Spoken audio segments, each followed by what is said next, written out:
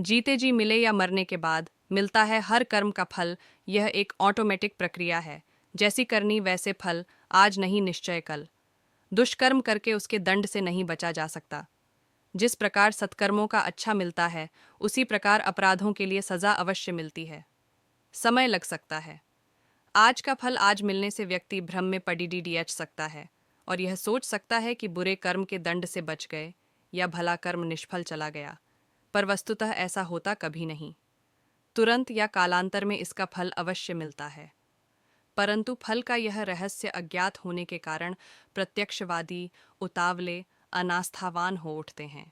पर यदि धैर्य रखा जाए तो प्रतीत होगा कि इसी जन्म में अथवा अगले जन्म में प्रत्येक कर्म का भला बुरा परिणाम मिलना सुनिश्चित है। उसी व्यवस्था क्रम पर तो यह विश्व टिका हुआ है।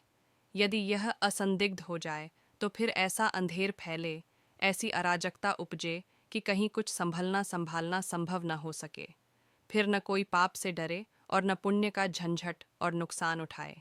पापी की अंतरात्मा दृष्टिकोण अपने आप में चित्त की प्रसन्नता अप्रसन्नता, संतोष शांति अशांति बनकर पग पग पर फलित होता रहता है। सत्कर्म करने पर मन में अनायास ही संतोष और उल्लास उठता रहता है। किसी कष्ट पीड़ित की सहायता अपना काम हर्ज करके यदि कर दी जाए तो भीतर ही भीतर एक परम सात्विक हल्का और शीतल मलयज पवन जैसा आनंद उठता अनुभव होगा। इसके विपरीत यदि चोरी ठगी अनीति बरत कर किसी को क्षति पहुंचाई होगी तो भीतर ही भीतर कोई खटमल पिस्सू की तरह काट रहा होगा और आत्मग्लानि से अंतःकरण में उद्वेग बरय रहा होगा।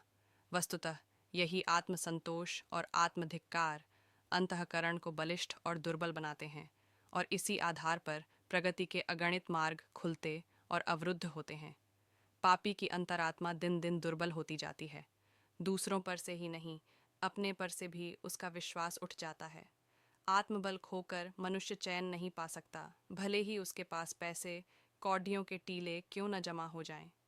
आत्मग्लानि से भरी मनोभूमि को नरक कहा जा सकता है, क्योंकि प्रकारांतर से अनेक दुश्चिंताएं विभीषिकाएं इतना सताती हैं कि उसकी तुलना में नरक वर्विणत कष्टों की तुलना सहज ही की जा सकें।